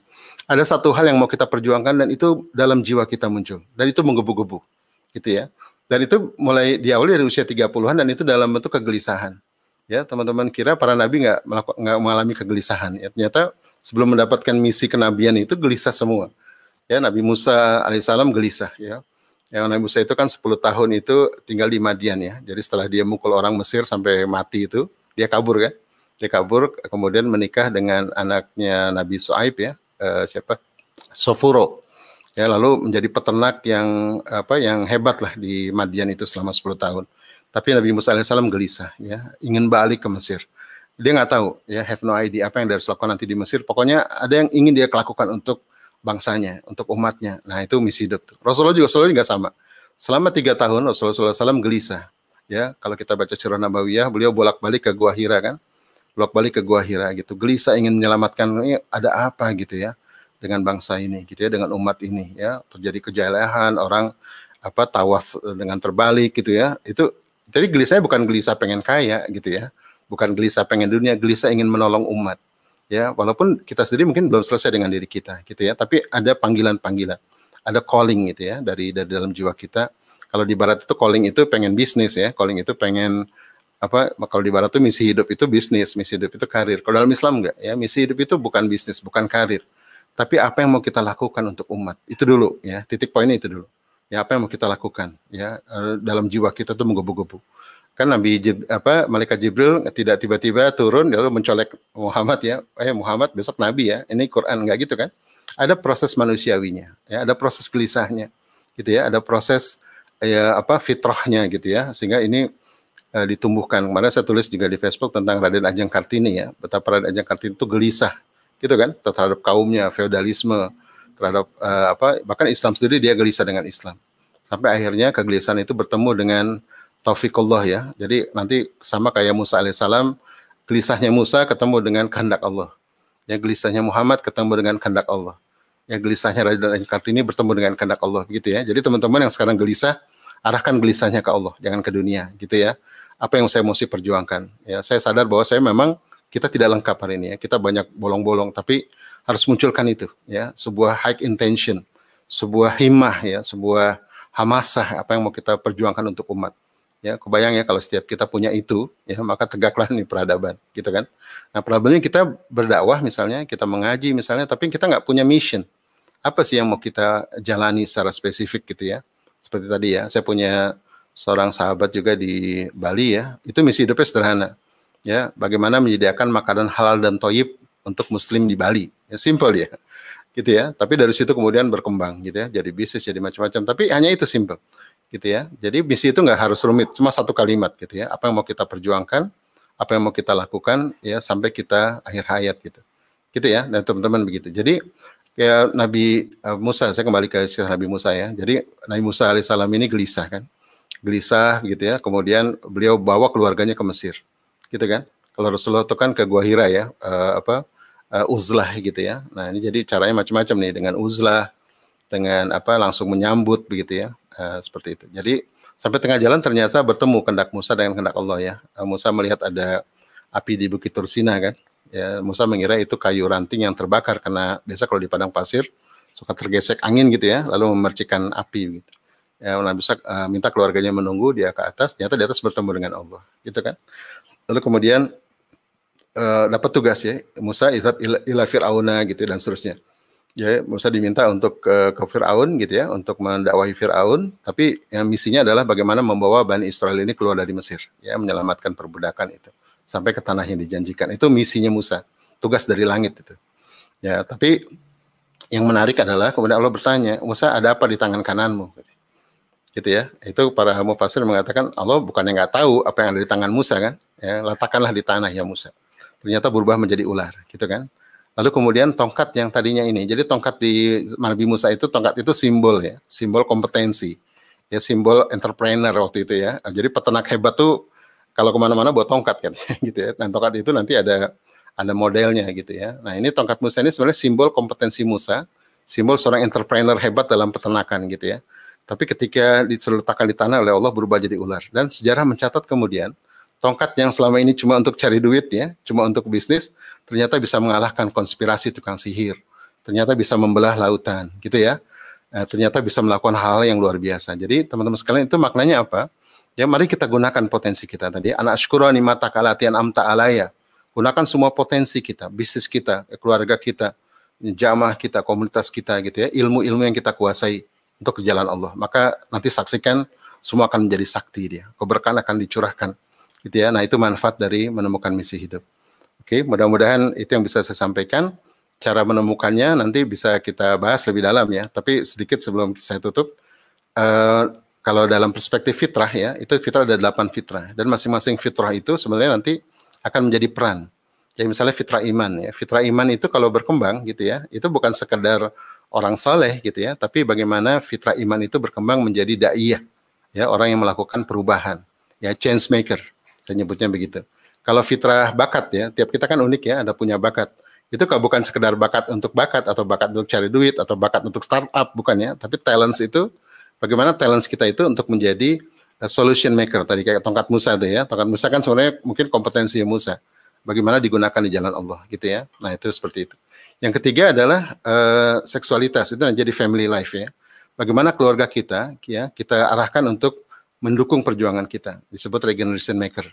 Jadi bukan sekedar disekolahin, lalu kawin, punya anak gitu ya, lalu kemudian menikmati masa tua, nggak gitu ya. Bagaimana anak cucu kita itu melanjutkan perjuangan kita. Nah itu misi yang ketiga.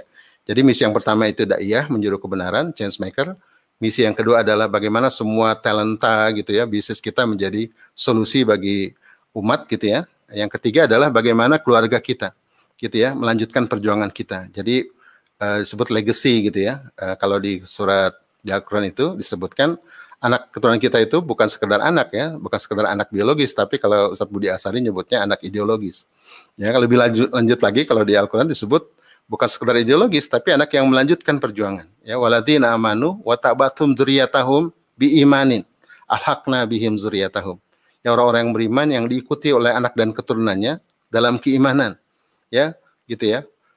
Maka mereka Allah akan sambungkan mereka alhaqna bihim dzurriyyatahum. Nah, jadi teman-teman para pemuda gitu ya, para ayah bunda, kalau kita ingin disambungkan dengan anak kita, ya dipertemukan lagi di surga, maka rancanglah misi hidup yang nanti bisa dilanjutkan oleh anak dan keturunan kita. Gitu ya. Saya melihat berapa sosok ya di Indonesia, berapa tokoh gitu ya, yang dia sejak muda misinya cuma satu hal, gitu ya. Saya ambil contoh misalnya Pak Habibie ya. Pak Habibie itu misinya kalau saya lihat dari bukunya, misinya simple. Bagaimana memakmurkan Indonesia dengan industri strategis, misalnya begitu, gitu ya. Tapi dalam hidupnya kita lihat, ya bagaimana Pak Habibie itu betul-betul ya dengan keluarganya, gitu ya.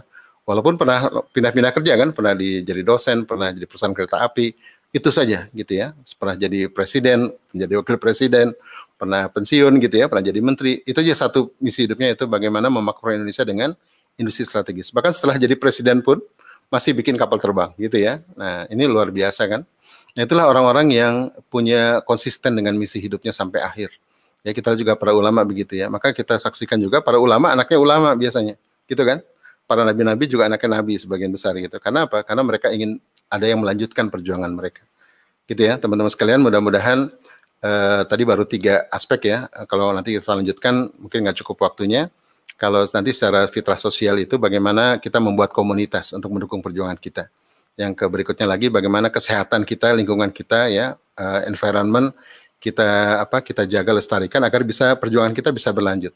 Gitu ya. Nanti kemudian harmony maker ya, bagaimana kita mendeliver solusi-solusi dengan harmoni ya, dengan tidak hantam kromo dan seterusnya ya. Mudah-mudahan sekali lagi ini menjadi jalan bagi kita ya untuk punya high intention tadi ya, agar menjadi the best version, agar kita punya high intention ya, punya niat yang kuat untuk menuju Allah, maka kita perlu menemukan misi hidup. Ya, sekali lagi misi hidup adalah titik pertobatan dan titik kesadaran untuk menyeru kebenaran, untuk melakukan perubahan yang Allah ridhoi, gitu ya, dalam sebuah bidang atau dalam sebuah peran atau dalam sebuah objek yang spesifik ya, yang kita melakukan sampai akhir hayat kita. Ya, dalam rangka apa? Dalam rangka melaksanakan tugas kita sebagai khalifah di muka bumi. Ya, sehingga ketika misi kita ini tercapai, accomplish, maka tercapailah maksud Allah menghadirkan kita ke muka bumi sebagai hambanya. Ya, mudah-mudahan bermanfaat. Alhamdulillah, jazakumullah. Assalamualaikum warahmatullahi wabarakatuh. Waalaikumsalam. Saya kembalikan ke moderator. Baik, Ustaz, sambil menunggu waktunya ditutup tadi, ada satu tanya menarik kita dari paparan yang disampaikan Ustaz hari tadi. Silakan. Bagaimana cara menemukan mission of life-nya kita? Apa sih sebenarnya yang cocok untuk diri kita nih apa gitu? Iya. Ya teman-teman sekalian, memang kita perlu menggali ya. Kalau para nabi juga nggak tahu kan, have no idea, kayak Rasulullah itu juga nggak tahu nih, ada kegelisahan gitu kan. Beliau bolak-balik ke Gua Hira gitu ya. Kemudian kalau Nabi Musa juga ada panggilan, tapi dia nggak tahu, pokoknya dia menolong aja bangsa Mesir ya, dia berangkat ke Mesir gitu ya, bangsa Israel ya, dia berangkat ke Mesir. Jadi teman-teman coba merenung ya, apa kira-kira yang selama ini menggebu dalam jiwa. Itu juga saya alami, sekarang umur saya 51 tahun, dan saya mulai menemukan misi hidup tuh umur 38 ya, dan gelisahnya itu dari usia 30. Lalu saya kerja di BUMN gitu ya, saya jadi aktivis dakwah, jadi ketua masjid gitu ya, secara karir saya bagus. saya jadi ketua buruh bahkan gitu ya, membela. Jadi kalau teman-teman buka koran itu ya, ada pemogokan buruh di Tanjung Priok, itu saya itu. Gitu ya. Nah, itu ada kegelisahan. Tapi saya belum nemu tuh sampai saya umur 36 ya baru ini gitu ya. Itu setelah saya itikaf berkali-kali itu. Ya, jadi besok Ramadan ini sebenarnya jadi kesempatan ya teman-teman untuk yang menemukan misi hidup ini coba ambil cuti 10 hari ya, itikaf gitu ya. Kalau bisa ke Masjidil Haram lebih bagus. Jadi bukan sekedar umroh jalan-jalan ya, tapi umroh menemukan panggilan hidup gitu ya. Nah, ini penting gitu ya. Kita bisa menemukan nanti karena ini memang dari langit ya. Kalau bakat kompetensi itu kita bisa amati surat Al-Isra ayat 84 ya. Kul ya'malu ala syakilati. Katakanlah ya Muhammad, setiap kalian beramal menurut bakat masing-masing gitu kan ya. Ada talents gitu, ada keunikan. Tapi untuk misi hidup itu ya itu harus minta ke langit gitu ya. Farabukum a'lamu biman wahda sabila. Jadi ada sakila, ada sabila. Ya, dan Rabbullah yang paling tahu siapa yang paling benar jalannya.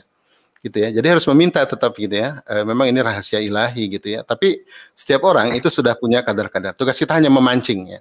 Hanya memancing bagaimana bisa menemukan ini gitu ya. Langkah-langkah berikutnya selain uzlah adalah tracking your life.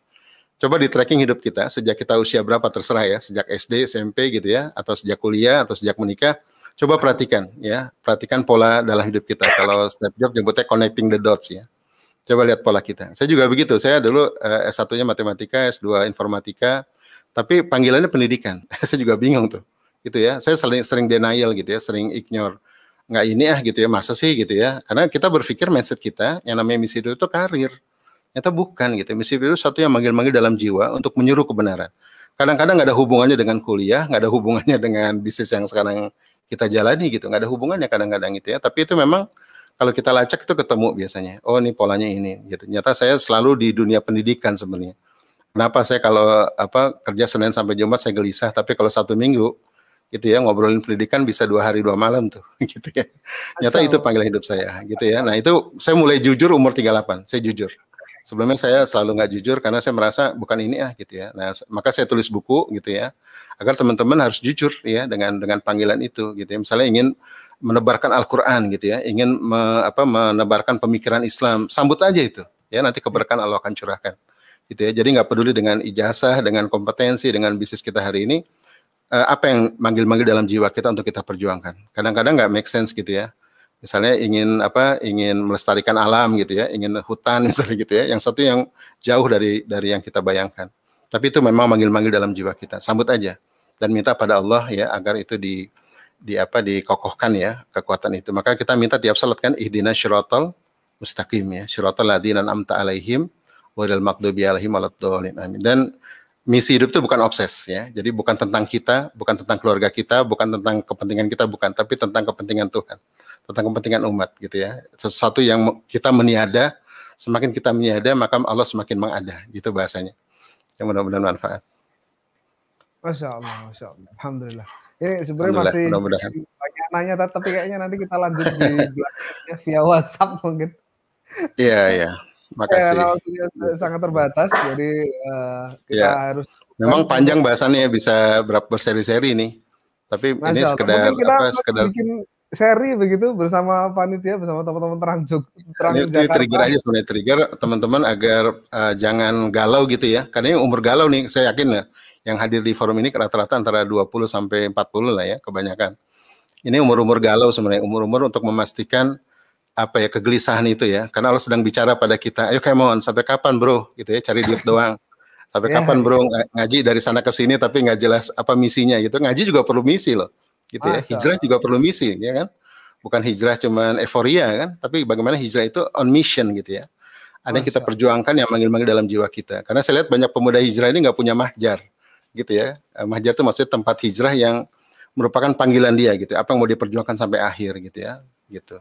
Ini penting karena biar berarti kalau boleh saya menyimpulkan, kita ketemu dulu mission of life-nya gitu. Baru kemudian kita akan menentukan nih apa yang akan kita lakukan termasuk dengan bisnis kita atau usaha yang kita lakukan atau pekerjaan. Begitu tak? Betul. Jadi kalau ngikutin jadwal Rasulullah, kita pertama good life dulu aja ya, hidup seimbang dulu gitu ya. Atau ada yang kita perjuangkan, misalnya keadilan, kesejahteraan, perjuangkan dulu. Sampai nanti ketemu mengkristal itu. Ya, tapi ini bukan tentang kita ya. Justru dengan misi hidup itu nanti kita memperbaiki apa-apa yang kurang gitu ya. Kalau istilahnya start from the end gitu ya. Jadi kalau nunggu kita selesai dulu nggak akan dapat tuh misi hidup kan, nggak akan tercapai. Jadi tetapkan dulu misi hidup. Saya ingin ini gitu ya. Saya juga dulu saya kan bukan dari bidang pendidikan kan ya. Saya riset tuh tentang fitrah tuh lama saya riset, tapi dulu sekedar hobi riset aja. Begitu ya. Nah, kemudian nyata begitu saya gunakan kemampuan saya untuk di jalan Allah kayak tongkat Musa gitu ya. Jadi buku FBE, jadi buku FBL. Dulu kemampuan saya untuk analisa gitu ya, untuk berpikir, merenung, filsafat gitu ya, itu sekedar jadi dokumen kan, dokumen dibayar selesai gitu ya. Gitu, cuma cari makan gitu ya. Ketika itu digunakan di jalan Allah, jadi semua membaik gitu ya, semua membaik gitu ya. Jadi diri kita, kualitas keluarga kita, kualitas ilmu kita, semua jadi membaik.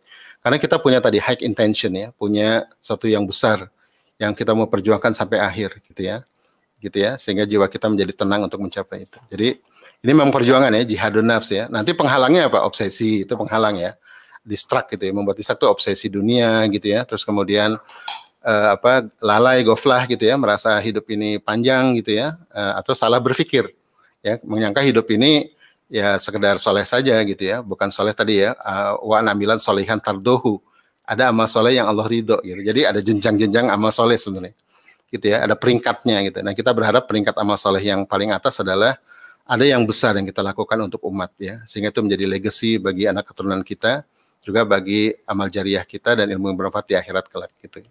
Jadi pahala kita berlanjut insya Allah gitu. Karena hidup ini kan singkat ya, sepakat nggak? Gitu.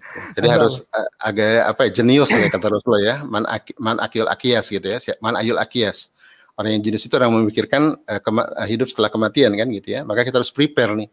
Apa kira-kira yang bisa berlanjut setelah kita meninggal gitu ya. Nah, salah satunya adalah itu, yang paling besar itu misi hidup itu. Apa yang kita perjuangkan sampai akhir itu, gitu ya. Sehingga anak-anak dan keturunan orang lain bisa melanjutkan. Jadi legacy lah ya. Bisa kalau orang barat nyebutnya legacy. Oke, mudah-mudahan bisa bermanfaat. Nah, saya juga pernah sama dengan teman-teman ya, pernah usia galau juga sama. Nanti efeknya kemana-mana tuh ya, ke rumah tangga pernikahan gitu ya, ke pengasuhan anak ya, kalau nggak dituntaskan itu. Baik, Masya Allah. Satu lagi Ustaz, untuk sekalian penutup nanti ada closing statement. Satu lagi pertanyaan. Ya. Di awal tadi saya catat bahwa ada istilah yang beberapa kali saya dengar juga nih dari Ustaz Hari Santoso nih, bahwa defaultnya manusia itu 24 jam beribadah gitu. Artinya apapun yang kita lakukan, pekerjaan kita, gitu, dakwah kita, dunia kita, apa yang kita lakukan semuanya harus ada kaitannya dengan dakwah. Nah, buat teman-teman nih yang mungkin nonton ini, saya yakin juga masih banyak nih, yang mungkin baru dia lagi mencari nih, sebenarnya aku mau ngapain nih. Secara proses mungkin dia udah menuju ke sana ya, finding mission of God. Tapi dia belum ngerti bahwa sebenarnya dia akan menuju ke situ nih. Nah, gimana caranya kita nih ya, buat yang mungkin sudah sedikit banyak tahu dari Ustaz Hari, menyampaikan ke teman-teman yang lain bahwa kamu tuh harusnya gini loh, kamu tuh mission of life sebenarnya ini loh. Nah, gimana nih? Oke, ya sebenarnya itu kan bisa menyampaikan ini. Itu sebenarnya gini kan sangat rasional ya. Kalau orang diletakkan di sebuah tempat itu udah pasti punya tugas kan, nggak mungkin nggak kan? Gitu ya, kalau kita beriman pada Allah Subhanahu Wa Taala dan kita yakin ada Allah gitu ya, dan kan nggak ada yang kebetulan ya, gitu kan, maka ketika tadi kita dihadirkan ke bumi ini kan bukan nuntang lantung gitu kan, pasti ada tugas gitu, dan itu fitrah gitu ya, itu fitrah. Kalau nggak dipenuhi gelisah gitu ya, kalau nggak dipenuhi gelisah, fitrah kita menjerit. Kalau di Barat itu dia sudah gemah ripah ya, secara ekonomi, secara mampu, ternyata mereka nggak selesai juga kan. Akhirnya apa yang disebut di sana muncul gerakan meaningful ya. Iya, mereka punya namanya meaningful ya, gerakan meaningfulness, gerakan mindfulness begitu kalau di Barat ya, tapi tanpa Tuhan, without God. Sampai ada pendeta di Barat juga akhirnya memprotes gitu ya. Dia bilang without God you don't have the mission kan. Ya, without God you don't have the purpose. Without purpose you don't have the mission. Without mission you don't have the significant and hope katanya gitu. Jadi nggak mungkin lah orang punya mission itu tanpa Tuhan gitu ya. Banyak orang sekarang kan udah kaya, dia jadi filantropis gitu ya, banyak sedekah, tapi tanpa Tuhan forward gitu kan, ya, mau kemana gitu ya, kita pada akhirnya kan menuju Tuhan gitu ya. Termasuk juga orang yang menjadikan bakatnya atau profesi sebagai misi hidup. Apa yang bisa menjelaskan ya, orang-orang artis di Barat misalnya secara talenta mereka hebat gitu ya, terus kemudian udah di puncak famousnya, di puncak kekayaannya bunuh diri gitu ya, keluarganya berantakan, banyak kan. Itu karena mereka menganggap misi hidup itu ya pekerjaan itu, bisnis itu, bukan gitu ya. Nanti Kalau gitu bisnis nggak penting dong. Penting itu nanti untuk mendeliver misi ya. Oke, saya bikin MLC ya. MLC itu semacam bisnis, tapi bukan komersial dalam arti cari duit ya. Bagaimana mendeliver solusi dengan profesional, sepakat nggak? Gitu ya. Bagaimana kita mendeliver solusi dengan profesional. Dalam skala umat nanti bentuknya ya kayak semacam khilafah, daulah gitu kan. Itu kan dalam rangka mendeliver kan. Mendeliver bagaimana solusi umat ini menjadi jadi profesional diterima oleh masyarakat begitu kan. Tapi intinya bukan itu ya. Intinya adalah bagaimana kita punya apa yang kita mau perjuangkan sampai akhir. Nanti semua bisnis, potensi, kompetensi, keluarga, sosial, komunitas yang kita punya, kita arahkan ke sana. Nah, itu disebut tauhid. Ya, jadi hidup kita satu paket tuh. Nah, kita kadang-kadang hijrah hari weekend hijrah gitu ya. Senin sampai Jumat ada di mana gitu kan. Terus kemudian komunitas kita nggak nyambung dengan apa yang kita perjuangkan misalnya begitu. Ini kan harus pelan-pelan memang ya, perlu waktu untuk mensinkronis ini ya, biar dia jadi satu paket. Kalau sudah sinkronis gitu ya, ini dahsyat gitu ya. Nah, jadi berarti sudah terpadu gitu. Jadi teman-teman sampaikan saja, ini manusiawi kok. Orang Barat aja yang nggak ngerti agama perlu hidup bermakna, sepakat ya. Ini kan kebermaknaan di semesta, gitu ya. Orang-orang yang tidak bertuhan aja perlu kebermaknaan dalam hidupnya, gitu ya. Cuma di Barat itu yang diundang itu kan pendeta-pendeta yang nggak bertuhan ya, seperti Deepak Chopra gitu ya, siapa lagi gitu ya, pendeta-pendeta mong itu kan yang diundang, karena mereka sampai hari ini di Barat itu masih menolak Tuhan gitu ya, masih menolak Tuhan dianggap mungkin sebagian menganggap Tuhan itu ada, tapi Tuhan nggak eksis gitu ya, ada tapi nggak eksis. Beda dengan umat Islam gitu. Umat Islam harusnya lebih tajam misi hidupnya gitu ya, karena Allah itu eksis gitu ya. Kalau kita bahas degree of existence itu derajat keberadaan. Allah ada, kita ada gitu ya. Tapi Allah itu bukan seperti di Barat ya, ada tapi tidak berperan. Kalau dalam konsep Islam Allah berperan. Wal hayyul qayyum ya, sinatu wala naum gitu kan. Nggak pernah berhenti gitu ya untuk selalu intervensi gitu. Gitu ya. Jadi mudah-mudahan teman-teman yang hijrah juga perlu menyadari ini. Saya juga dulu pemuda hijrah juga, tapi tahun 80-an ya. Tahun 80-an saya aktivis. Saya mulai ngaji itu 87, saya mulai tarbiyah itu. Ya, dari anak band berubah jadi anak musola gitu kan dulu tuh. Ya, saya jadi aktivis dakwah gitu ya. Bahkan saya dulu nggak boleh kerja tuh. Zaman saya boleh ngaji tuh nggak boleh kerja di mana-mana tuh. Bolehnya jualan majalah aja. Sama jadi khotib gitu, atau dosen gitu. Dulu begitu ya. Jadi saking ketatnya dakwah itu waktu itu nggak boleh tuh aktivis kerja di perusahaan begitu. Gitu ya. Terus kemudian akhirnya saya kerja di perusahaan juga gitu ya. Tapi galau gitu kan, gelisah. Nah, karena itu tadi belum menemukan siapa yang mau kita tolong sampai kita hidup. Kan banyak yang mau kita tolong ya, bisa alam, bisa orang, bisa keluarga, bisa pemuda, bisa masjid, bisa pendidikan gitu ya. Siapa yang mau kita tolong, siapa yang mau kita ubah ya, sehingga Allah ridho gitu ya. Tapi itu harus dari dalam jiwa. Kalau tanpa itu kita akan kehilangan kebermaknaan ya, hidup kita akan hopeless, hidup kita akan tidak signifikan gitu ya, tidak impactful gitu ya, cuma sekedar ya rutinitas, jalani hidup, nggak punya tadi high intention. Ya, nggak fokus juga ya, distraction gitu ya. Nah, dengan adanya misi, percaya sama saya. Dan teman-teman yang sudah tetapkan misinya, saya banyak meng-coach ya keluarga-keluarga muda. Ya, sebagian besar yang sudah menemukan misinya itu saya saksikan sekarang hidupnya lebih lebih tenang gitu ya. Bahkan ada dokter suami istri ya, suaminya dokter, istrinya relawan itu bahkan pindah ke desa gitu ya. Sengaja mereka punya misi membangun desa, kebayang nggak? Ya, tapi mereka meninggalkan itu semua dengan jadi istilahnya resign for mission gitu ya. Atau hijrah for mission gitu. Kalau hijrah tanpa mission nanti jadi jadi melayang-layang di antah berantah gitu ya. Lama-lama bisa capek juga tuh, capek dan bisa fire back ya, bisa balik lagi gitu ya. Maka saya sering bilang sama teman-teman hijrah, ayo temukan misi apa yang mau Anda perjuangkan sampai akhir. Harus ditemukan ya, perlahan-lahan aja nggak apa-apa. Tidak perlu tidak perlu komprehensif ya, tidak perlu lengkap gitu. Yang penting ada yang mau kita perjuangkan dan kita mulai dari yang sederhana ya, tidak perlu mengada-ada ya, tidak perlu semua ada, mulai dari yang sederhana tapi dengan misi besar gitu ya. Nanti semua yang dibutuhkan akan Allah curahkan, percaya sama saya deh gitu ya. Saya juga aneh tuh bisa bikin buku gitu ya, bisa nulis, saya juga aneh tuh ya, karena saya cuma punya misi waktu itu bagaimana mengembalikan kesejatian pendidikan di Indonesia, itu aja, that's all gitu ya. Bagaimana pendidikan ini kembali ke kesejatiannya gitu, itu aja. Nah, dari situ kemudian saya akhirnya banyak berguru, banyak belajar gitu ya, banyak memperbaiki realitas hidup saya dengan keluarga, dengan sosial gitu ya. Nah, perlahan-lahan kita menuju ke sana. Ya, mudah-mudahan sebelum Allah wafatkan, kita sudah punya sesuatu yang bisa kita yang kita bisa, yang layak kita, yang pantas dan layak untuk kita hadirkan di hadapan Allah gitu. Ya Allah, saya udah berjuang ini ya Allah, ya nanti terserah Engkau ya Allah. Ya mudah-mudahan Engkau ridho, ya kalau saya ridho dengan ini ya Allah, misalnya begitu ya. Oke, mudah-mudahan bisa bermanfaat.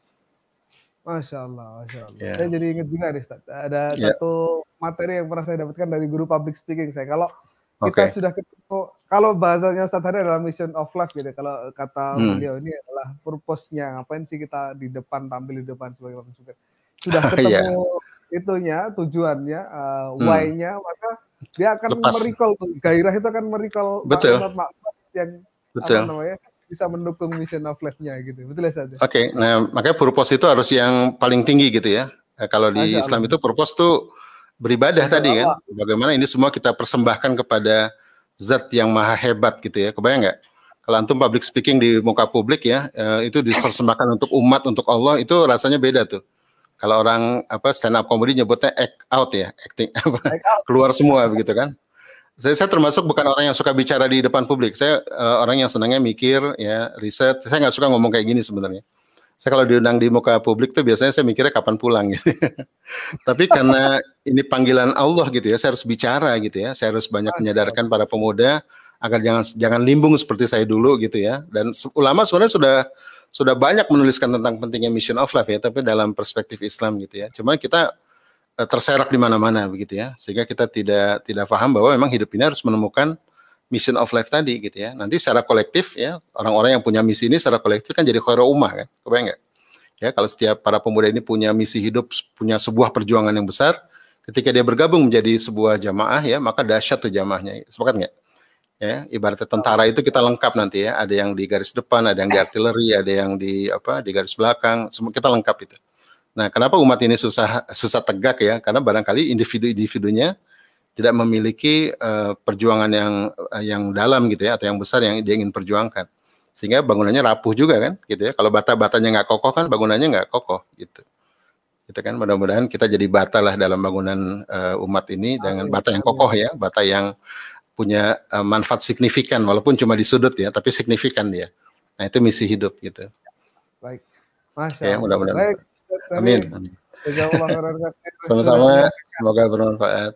Ya, menyampaikan tausiah dan menyalurkan energinya yang luar biasa sekali. Satu yang saya dapatkan gitu ya, bahwa jadilah, kalau ibaratnya bangunan Islam ini adalah sebuah bangunan, maka jadilah kita dengan mission of life itu salah satu yang membangun bangunan itu gitu. Betul. Baik dengan kerikil maupun pasir-pasir.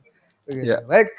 Insya Allah kita akan bertemu di lain kesempatan Ustaz Hari. Ya. Amin, insya Allah. Terima kasih semuanya. Ada satu pertemuan lagi nanti saya terakhir lagi tentang Dare to Transform ya.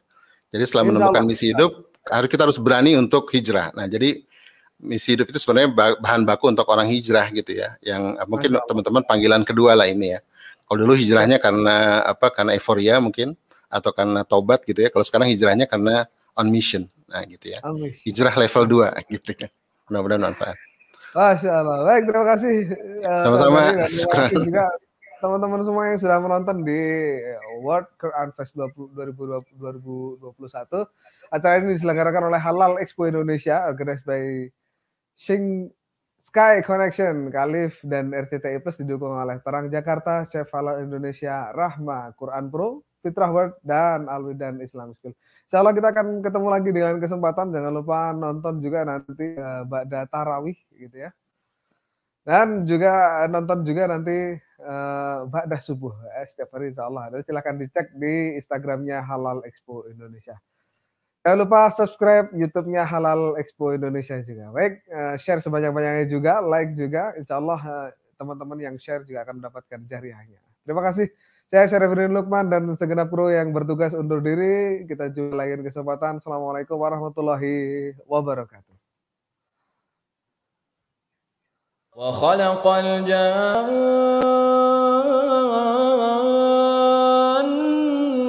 من مارج من نار فبأي آلاء ربكما تكذبان وخلق الجان من مارج من نار فبأي آلاء ربكما تكذبان